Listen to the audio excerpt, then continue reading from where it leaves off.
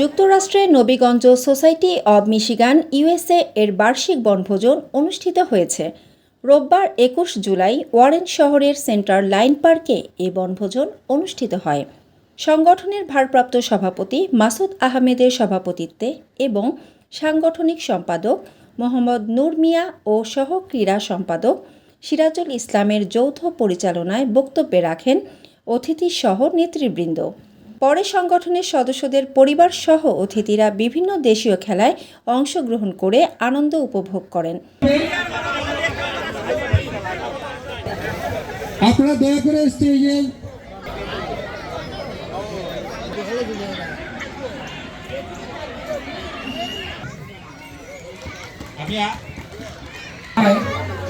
Nabiganj society of Michigan তার অসংখ্য পুরস্কার রয়েছে, ল্যাপটপ, আইপ্যাড। সংক্ষিপ্ত বক্তব্য নিয়ে মারিয়াম, তুমি স্টেজে চলে আসো। 17তম পুরস্কারের টিকিট। পরে মধ্যাহ্নভোজ শেষে বিভিন্ন খেলাধুলার পুরস্কার বিতরণ ও র্যাফেল ড্র অনুষ্ঠান অনুষ্ঠিত হয়। র্যাফেল ড্রয়ের প্রথম পুরস্কার বিজয়ীর হাতে গাড়ির চাবি হস্তান্তরের মাধ্যমে অনুষ্ঠান সমাপ্তি হয়।